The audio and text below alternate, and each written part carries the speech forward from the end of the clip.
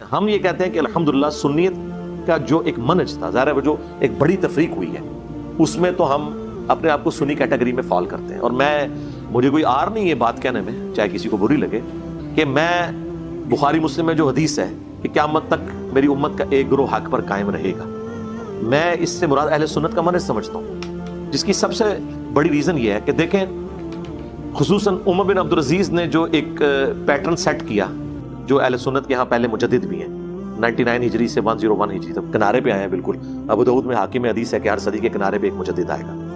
عمر بن عبدالعزیز نے سنیت کا جو قبلہ درست کیا ہے نا، کہ سب و شتم ختم کر دیا ممبروں سے، ٹھیک ہے، مولا علی علیہ السلام کے اوپر، اور انہوں نے ایک ڈائریکشن دے دی۔ اللہ کی غیبی تائید اہل سنت کے منہج کے ساتھ یہ ہے کہ شیعہ سے لاکھ اختلافات کے باوجود کبھی کسی بڑے سنی عالم نے ریڈ لائن کراس نہیں کی مولا علی علیہ السلام کے حوالے سے۔ یہ ضرور ہوا ہے کہ امیر شام کے حوالے سے ریڈ لائن ضرور کراس کی ہے، جو سنیوں کی اسٹیبلش ہے، کہ ان کے بارے میں سخت کوئی رویہ رکھ لیا۔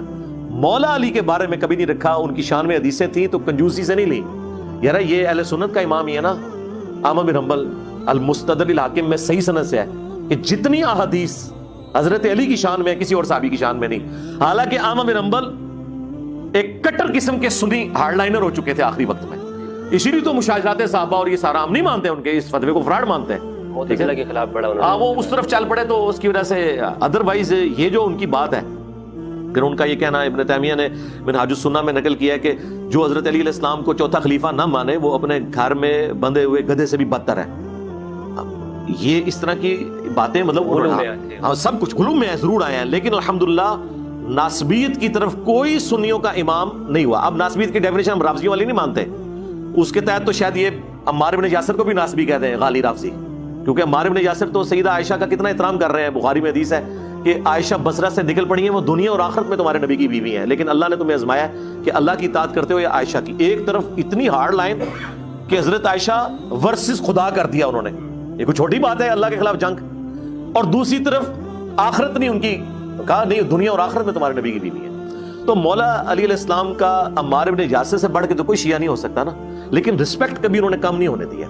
ہمارا جو غالی رافضیوں سے اختلاف یہ ہے کہ آپ نے تو عمار بن یاسر کا راستہ چھوڑ دیا، آپ نے مولا علی کا راستہ چھوڑ دیا۔ جب آپ ایک ہارڈ لائن لیتے ہیں نا اس حوالے سے اور ایک ریڈ لائن کو کراس کرتے ہیں تو ہمیں آپ کے ساتھ تائید نہیں نظر آتی، لیکن اپنے ساتھ یہ تائید اہل سنت کے منہج میں ہمیں نظر آئی ہے کہ اہل سنت کے منہج میں آپ کو کبھی کوئی شخص حضرت علی کے بارے میں ہارڈ لائنر نظر نہیں آئے گا جسے سنی امام مانے میں ہو، اس کے برخلاف باتیں ملیں گی۔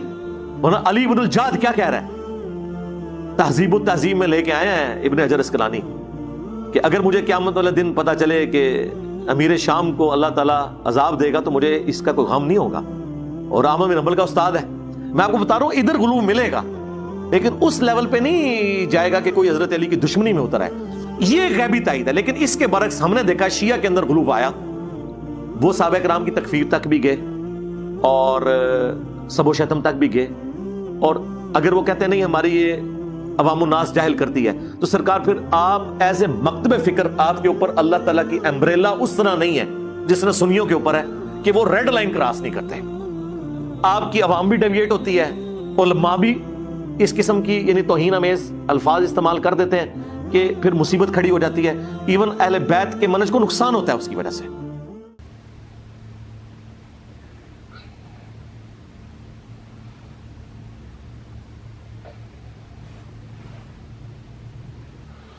اعوذ باللہ من الشیطان الرجیم، بسم اللہ الرحمن الرحیم۔ تاریخ اسلام میں بہت سے ایسے دشمنان اہل بیت گزرے ہیں کہ جنہوں نے عالمانہ رنگ میں اہل بیت علیہم السلام اور ان کے پیروکار یعنی شیعان اہل بیت علیہم السلام کی عالمانہ انداز میں، عالمانہ خیانت میں کرتے ہوئے انہوں نے کبھی وہ اہل بیت علیہم السلام پر تنقید کی ہے، کبھی ان کے ماننے والوں پر تنقید کی ہے، اور عوام جاہل چاہے ان کے ہوں چاہے ہمارے ہوں وہ اس بات کو سمجھ نہیں پاتے۔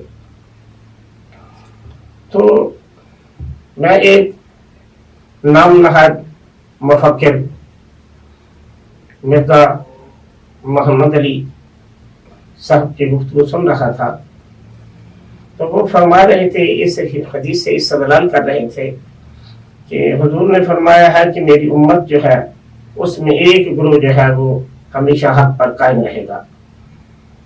تو اس حوالے سے چند اپنی گزارشات آپ کے سامنے رکھنا چاہتا ہوں۔ تو اگر اس میں کچھ جاذبیت ہو تو آپ نے فیصلہ آپ پر ہے، آپ نے اس کا فیصلہ کرنا ہے۔ انہوں نے اس حدیث کا سہارا لیتے ہوئے یہ بیان کیا کہ لہذا وہ گروہ جو ہے ہم ہیں جو حق پر ہیں اور حق پر ہم لڑتے رہے ہیں۔ پہلی بات تو یہ ہے کہ تاریخ اسلام پر طائرانہ نظر رکھنے والا محقق جانتا ہے کہ تاریخ اسلام اس بات کی گواہ ہے، شاہد و عادل ہے کہ اہل بیت علیہ السلام اور ان کے ماننے والے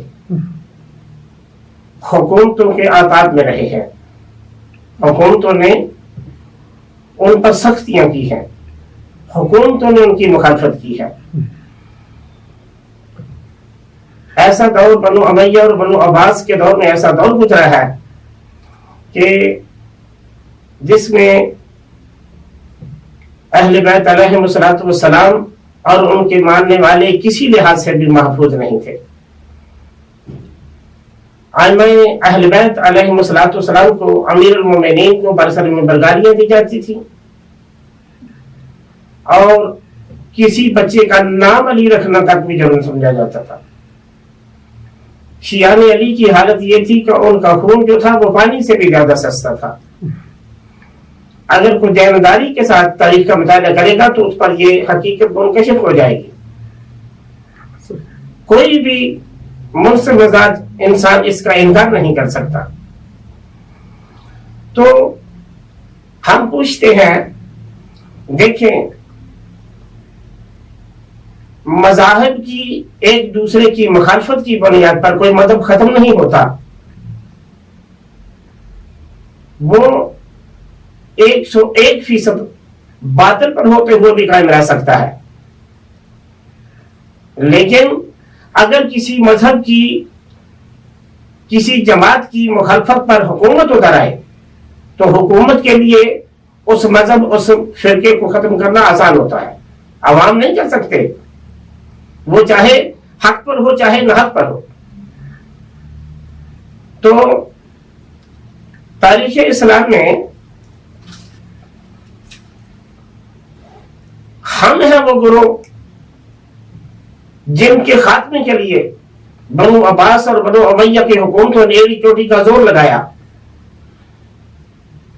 تو ہم مرزا صاحب سے یہ پوچھتے ہیں کہ یہ ہماری صداقت کی دلیل نہیں ہے، مذہب اہل بیت کی صداقت کی دلیل نہیں ہے کہ جس فرقے کی، مسلمانوں کے جس فرقے کی، شیعوں کی، شیعہ وہ مذہب ہے جس کی حکومتوں نے مخالفت کی ہے، حکومتوں کا ان پر عذاب رہا ہے۔ یہ وہ قوم ہے جن کا خون پانی سے زیادہ سستا تھا۔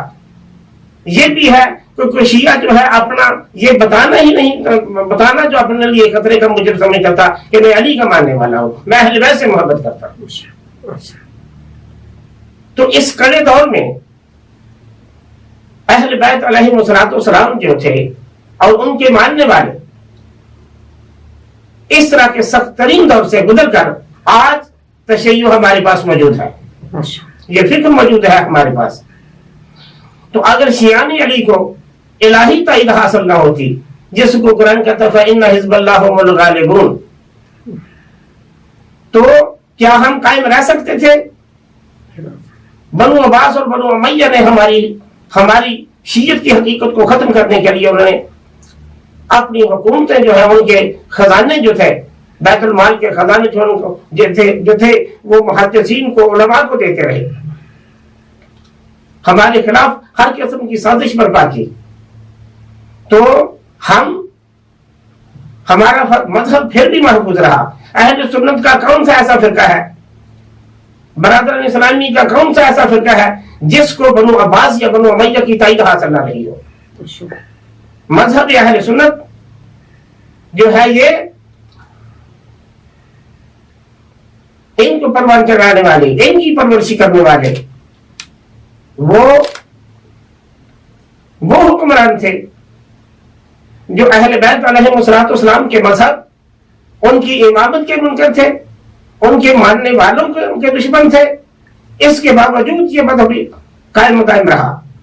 اور سنیوں کے جتنے بھی مذہب اہل سنت کے, ہمارے مسلمان بھائیوں کے جتنے بھی فرقے ہیں, ہر دور میں ان فرقوں کو حکومتوں کی تائید حاصل رہی ہے.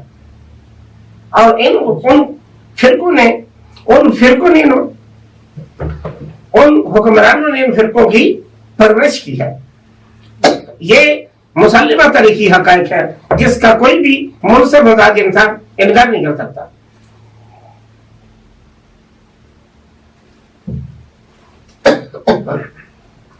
اس کا اگر کسی نے اس بات کی تحقیق کرنی ہو تو وہ تاریخ طبری, کامل ابن اسیر سے لے کر جتنی مقدمہ ابن خلدون سب تک کا مطالعہ کرے, پھر اس وقت یہ حقیقت منکشف ہو جائے گی. اس کے باوجود شیعہ مذہب جو ہے یہ قائم و دائم رہا ہے. تو اس کے ساتھ نبی کریم علیہ الصلوۃ والسلام نے یہ وعدہ فرمایا تھا ان کے بارے میں کو حق پر قائم رہے گا, اور وہ اس فرقے کی مخالفت کے باوجود اس کو کوئی نقصان نہیں دے سکے گا. جیسا کہ حدیث میں یہ الفاظ ہے, اسے کوئی نقصان نہیں پہنچا سکتی. تو کیا تشیع کو نقصان پہنچا سکی حکومتیں؟ نہیں پہنچا سکی. آج تک وہ فرقہ قائم و دائم ہے. تو یہ خدا تعالیٰ کی تائید ہمیں حاصل ہے, جو مرزا صاحب کے مذہب کو حاصل ہے؟ ہرگز نہیں. یہ تو تھی تاریخی اعتبار سے, یہ بات میری یہ بات تاریخی اعتبار سے تھی. دوسرا یہ ہے کہ وہ حدیث جس میں فرمایا کہ یا علی انت و شیعتک لہم الفائزون, علی تو اور تیرے شیعہ کامیاب و کامران ہے. تو ہمارے مذہب کی کامیابی کے لیے, ترویج و ترقی کے لیے احادیث رسول بھی موجود ہے. اور رسول خدا کی وہ حدیث واقعات کے عین مطابق ہے کہ نبی کریم نے فرمایا کہ علی تیرا تو ہی کامیاب و کامران ہے, اور آج تک ہم کامیاب نظر آ رہے ہیں. شیعہ مذہب نبی کریم علیہ الصلوۃ والسلام کی اس پیشن گوئی, اس خبر کے مطابق جو آپ نے ارشاد فرمائی, اس کے مطابق جو ہے فائز و کامیاب ہے. آج کے دور میں بھی دیکھیں, پہلے دور میں بھی دیکھیں, ایسا وقت گزر ہے کہ علی کا نام لینا بھی جرم سمجھا جاتا تھا. آج تو ہم جو ہے وہ اپنی اذان میں امیر المومنین کی ولایت کا, امامت و ولایت کا اعلان کر رہے ہیں. تو ترقی ہم نے نہیں کی, تو کیا ہم نے یہ خدا کی مشیت, خدائی الہی تائید کے بغیر کر لی ہے؟ اگر تم میں کچھ بھی انصاف ہوتا تو تاریخ اسلام کا مطالعہ کرتے, پھر یہ دیکھتا کہ کون سا فرقہ ہے جس کو خدا کی تائید حاصل ہے. آپ کی کتب میں بہت سی ایسی حدیث میں لیں گی جس میں اہل بیت علیہ السلام کے گروہ کو, جماعت کو اللہ کے نبی نے یہ فرمایا صلی اللہ علیہ وآلہ وسلم کہ یہ کامیاب ہے, یہ کامران ہے. پھر اب رہا کہ وہ حق میں وہ کون ہے, وہ حدیث ثقلین کا مطالعہ کرے کہ نہ حضور نے فرمایا کہ میں تمہیں دو چیزیں چھوڑ کے جا رہا ہوں, قرآن اور اہل بیت. ان سے متمسک رہو گے تو گمراہ نہیں ہوگے. تو نبی کریم علیہ الصلوۃ والسلام نے جس گروہ کی گمراہ نہ ہونے کی ضمانت دی ہے, وہی گروہ جو ہے نقصان سے بچا ہوا ہے. وہی جماعت جو ہے الہی جماعت ہے. اب ہمارے مذہب کی بنیاد ہی اہل بیت کی تعلیمات ہے. ہمارے مذہب میں تو جہاں بھی آپ دیکھیں گے, کوئی بھی شیعہ کی کتاب اٹھا کے دیکھیں, یہی قول ملے گا, قال علی علیہ الصلوۃ والسلام, قال حسن علیہ الصلوۃ والسلام, قال حسین علیہ الصلوۃ والسلام, قال محمد باقر علیہ الصلوۃ والسلام, قال جعفر صادق علیہ الصلوۃ والسلام. ہم کسی اور بڑا سے بڑا بھی کوئی عالم کیوں نہ ہو، محدث کیوں نہ ہو، فقیہ کو کیوں نہ ہو، ہم نے کسی کے قول کو فرقہ کے برابر بھی نہیں سمجھا اہل بیت کے قول کے مطابق خلاف. تو آپ کی کتب جو ہے، آپ کا مطلب جو ہے وہ اہل بیت کی تعلیمات سے خالی نظر آتا ہے. تو کیا یہ اس بات کی دلیل نہیں کہ حدیث ثقلین کے ساتھ کے مطابق جو لوگ اہل بیت اور قرآن سے متمسک ہیں انہی کا گروہ اللہ کا گروہ ہے، حق پر کا گروہ ہے، اور اسی کو الہی تائید حاصل ہے. باقی رہا انہوں نے یہ فرمایا ہے کہ جی عقیدہ امامت قرآن سے ثابت نہیں ہے، تو وہ تمہاری نیت کا فضول ہے، تمہارا فہم ہے. اگر تم میں کچھ بھی جانت ہوتی تو یہ سمجھتا ہے کہ جو میں قرآن سے، جو میری سمجھ کے مطابق قرآن میں آ جائے وہی قرآن کا حکم ہے، تو یہ سمجھ بیٹھا ہوا ہے کہ میں نے جو قرآن سے سمجھا ہے، تیرا فہم ہے قرآن کا، تیرا فہم جو ہے وہ قرآن نہیں بن جائے گا، وہ تیرا فہم رہے گا. اگر تم نے عقیدہ امامت کو سمجھا تو اپنی ایسے گندی ذہنیت سے نکلنا ہوگا، فرقہ وارانہ سوچ سے نکلنا ہوگا، پھر تمہیں قرآن سمجھ میں آئے گا کہ عقیدہ امامت ہے قرآن میں یا نہیں ہے. تو پھر میں یہ آپ سے یہ پوچھتا ہوں کہ بالفرض بحال اگر عقیدہ قرآن سے نہیں بھی ثابت عقیدہ امامت، تو حدیث سے ثابت ہو جائے تو پھر تمہیں کیا اعتراض ہے؟ حدیث بھی تو قرآن کی روح سے اسی طرح حجت ہے جس طرح قرآن حجت ہے. قرآن کہتا ہے فَإِن تَنَازَعْتُمْ فِي شَيْءٍ فَرُدُّوهُ إِلَى اللَّهِ وَرَسُولِهِ. جب تمہیں کسی بات پر تنازع ہو جائے تو اسے اللہ اور اس کے رسول کی طرف پھیر دو. جب ہر کسی بھی مسئلے میں کا مسلمانوں میں تنازع ہو جائے تو ہم قرآن اور حدیث کی طرف رجوع کر سکتے ہیں، تو مسئلہ امامت میں ہم نہیں کر سکتے. اگر بالفرض قرآن میں نہ ہو تو ہم حدیث کی طرف رجوع نہیں کر سکتے، یقین کر سکتے ہیں. قرآن کا حکم ہے، جس کو تو کہتا ہے قرآن سے ثابت نہیں ہے، قرآن تو دونوں ہی کو، حدیث اور قرآن دونوں ہی کو حجت قرار دیتا ہے.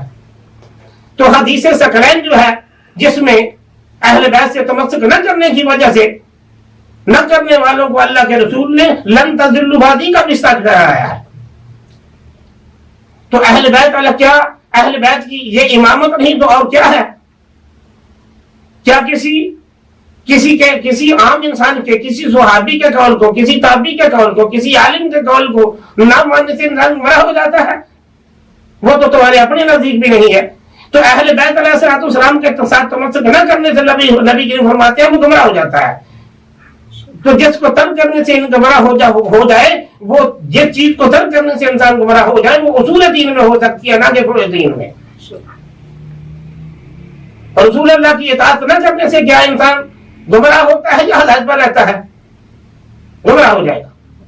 اسی طرح اہل بیت اور قرآن کے بارے میں فرمایا تو جو اہل بیت کے ساتھ تمسک نہیں کرے گا وہ گمراہ ہو جائے گا. تو ہم اللہ کے حضور بالفرض بحال اگر قرآن سے یہ عقیدہ ثابت بھی نہ ہو، حدیث رسول سے ثابت ہو تو ہم تو اللہ کے حضور پہ وہ حدیث پیش کر دیں گے. تو بالے والے یہ ایسے حدیث کے مطابق ہم نے عقیدہ امامت بنایا تھا، اور یہ حدیث ہمیں درس دے رہی ہے اس بات کا کہ اہل بیت کی امامت کو، ان کی اطاعت کو جو ہے وہ ضروری سمجھا جائے. یہ حدیث جو ہے ان کی امامت پر دلیل ہے جو تمہارے ہاں متواتر ہے، اور متواتر حدیث جو ہے وہ قرآن کی آیت کے حکم میں ہوتی ہے. تو ہم تو خدا کے حضور یہ کہیں گے کہ ہم نے اپنا عقیدہ اس حدیث پر بنایا تھا، تو کیا خدا کو کہے گا مجھے قرآن سے نہیں ملا؟ تو اللہ اگر تمہیں یہ پوچھے گا کہ اگر قرآن سے نہیں ملا تو میرے رسول نے تو فرمایا تھا جس کی اطاعت کا میرے قرآن میں حکم تھا، اسی کے مطابق ہی عقیدہ بنا لیتا، تو تمہارا کیا جواب ہوگا؟ اللہ تو ہمیں پھر بھی بالفرض بحال اگر ہمارا عقیدہ نہ بھی ٹھیک ہوا تو ہم تو پھر بھی خدا کے حضور سرخرو ہیں کہ ہم نے یہ عقیدہ صحیح حدیث کی بنیاد پر بنایا تھا. تو تمہارا کیا جواب ہوگا؟ تو یہ سوال کرے گا، تو یہ کہے گا کہ میں اس لیے ایمان تھا قرآن میں نہیں تھا. تو اللہ تمہیں پوچھے گا کیا قرآن میں ہر چیز تھی؟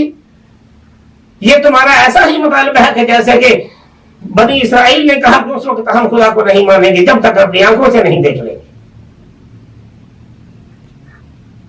اہل سنت اور اہل تشیع کے نزدیک حدیث اسی طرح حجت ہے جس طرح قرآن کریم کی آیت ہے. जिस तरह कुरान करीम की हर बात हुज्जत है, इसी तरह हदीस भी हुज्जत है।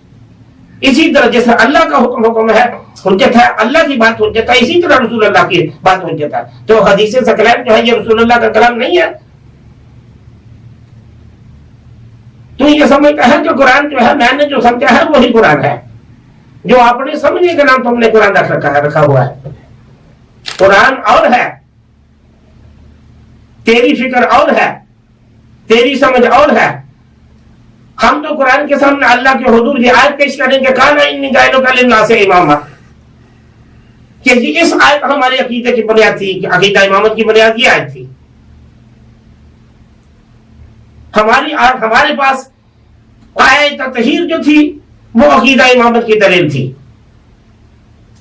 क्योंकि इसमत जो है ये बिला वजह ही किसी को अता नहीं की जाती। अल्लाह हकीम और अलीम है, अल्लाह का हर काम हिकमत पर मबनी होता है। अहले बैत अलैहिस्सलाम तो पूरे असहाब को, पूरी उम्मत में थे, किसी को भी अगर कुरान करीम में उनकी तहारत का जिक्र नहीं किया, अहले बैत अलैहिस्सलाम की तहारत का जिक्र किया है, तो ये उनकी इस्मत को बयान इसीलिए करना मकसूद था ताकि उम्मत उन पर इत्मीनान करे, उनकी इमामत को तस्लीम करे। ये अकीदा इमामत की बुनियाद है। आयत ततहीर जो है ये अकीदा इमामत की बुनियाद है, क्योंकि इस्मत जो होती है वो नबुव्वत और रिसालत मुस्तलज़म है। क्योंकि ये हजरात जो होते हैं ये कौमों के इमाम होते हैं, कौम के रहनुमा होते हैं। इनका हर कौल और फेल जो होता है वो दीन इलाही बनता है। इनके हर कौल और फेल पर अमल करने से निजात मिलती है। दुनिया और आखिरत में इंसान जो है अल्लाह के यहाँ सुरखरू हो जाता है। तो हमारे अकीदे की बुनियाद आयत ततहीर है। हमारे अकीदा की बुनियाद सूरह बकरा की ये आयत है, वइज़ क़ाला इब्राहीम काला इन्नी जाइलुका लिन्नास इमामा, कि जब अल्लाह पाक ने इब्राहीम अलैहिस्सलाम को चंद कलिमात में आजमाया तो कहा कि हम तुझे इंसानियत का इमाम बनाने वाले हैं। यह है हमारे अकीदा की इमामत की बुनियाद। हमारे अकीदा इमामत की बुनियाद जो है वो आयत उलुल अम्र है, या अय्युहल्लज़ीना आमनू अतीउल्लाह व अतीउर रसूल व उलुल अम्रि मिनकुम। इस आयत में अहले बैत अलैहिस्सलाम उलुल अम्र की मुतलक अताअत का हुक्म दिया गया है, और हदीस में अहले बैत अलैहिस्सलाम के साथ तमस्सुक न करने का को गुमराही से तबीर किया गया है। तो उलुल अम्र वही हो सकते हैं। इसी आयत की तफसीर जो है इस हदीस ने फरमा दी। अब भी तुम्हें अकीदा इमामत की समझ नहीं आई। फिर अकीदा इमामत की बुनियाद हमारे यहाँ क्या है? या अय्युहर रसूल बल्लिग मा उनज़िला इलैका मिन रब्बिक। तुम्हारे यहाँ साबित नहीं है तो ना हो, हमें परवाह नहीं है। हमारे यहाँ तवातुर के साथ ये बात पहुंची है कि ये हदीस गदीर, ये आयत जो है गदीर खुम में अमीरुल मोमिनीन की वलायत और इमामत के लिए नाज़िल हुई है। हमारे यहाँ हमारे उलमा व मुहद्दिसीन मुफस्सिरीन के नजदीक किसी एक का भी ये कौल नहीं है। सबके नजदीक ये आयत जो है जनाब अमीर की इमामत और वलायत को बयान करने के लिए नाज़िल हुई है।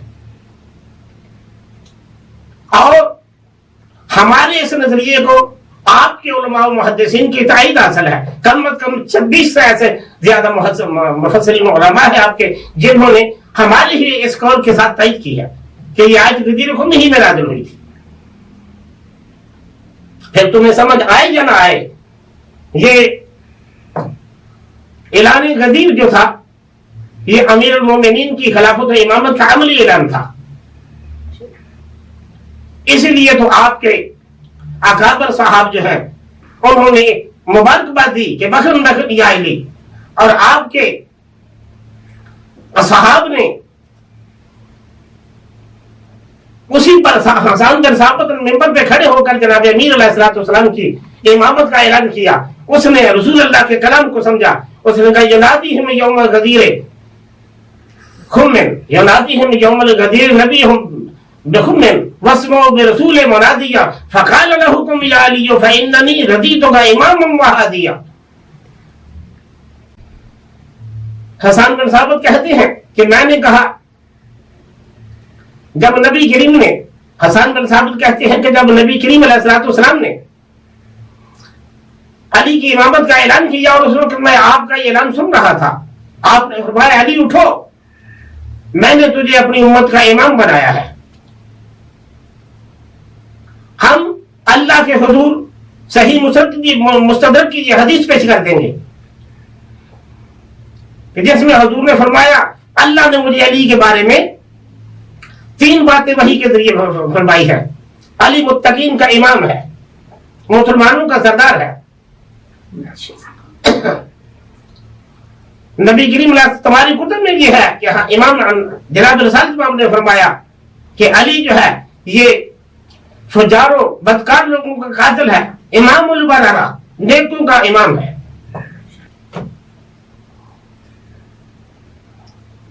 مرزا صاحب اگر آپ تحقیق کریں گے, انصاف کی نظر سے دیکھیں گے, خدا کا خوف کریں گے, تو یہ متواتر حدیث من کنت مولا ہو فہذا علی مولا ہو, اس میں لفظ مراد ہونے والا مولا جو ہے سوائے حاکم متصرف اور سردار کے علاوہ کو معنی بن ہی نہیں سکتا. تو میں تمہیں دعوت فکر دیتا ہوں کہ مذہبی فکری تشدد سے پاک ہو کر اپنے ذہن کو پاک کرو.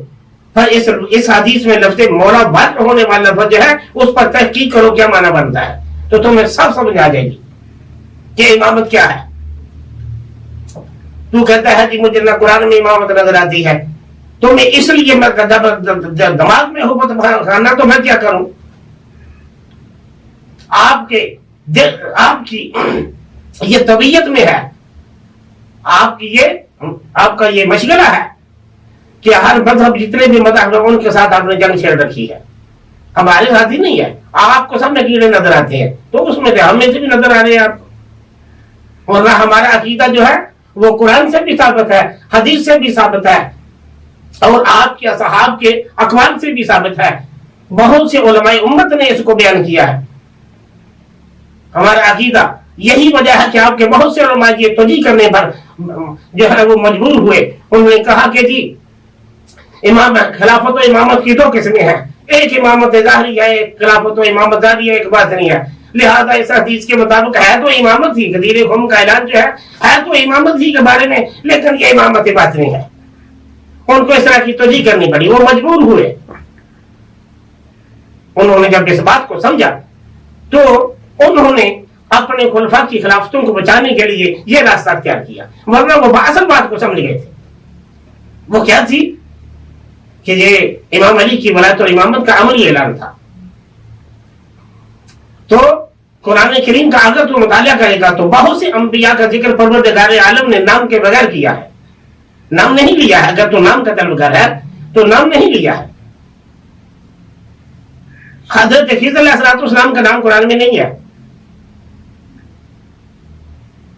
تو کیا آپ یہ فتویٰ دیں گے کہ ان کا نام قرآن میں نہیں ہے, ان کی نبوت کا بھی اعلان کر دیا گیا, ان کی ولایت کا بھی اعلان کر دیا گیا, ان کا انکار کر دیا گیا, حالانکہ ان کا نام قرآن میں نہیں ہے.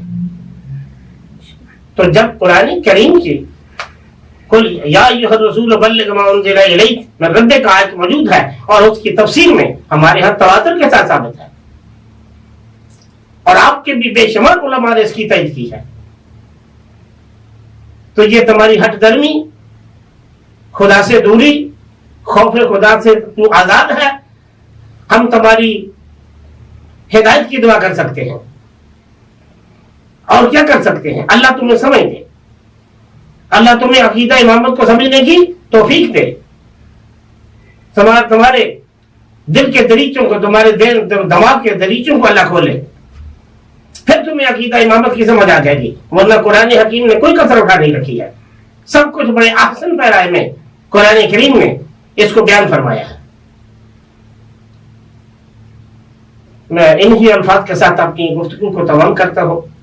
اللہ تعالیٰ مسلمین کو, تمام مسلمانوں کو اتحاد و اتفاق کی توفیق دے, اور مذہب اہل بیت کو سمجھنے کی توفیق دے, سعادت نصیب فرمائے.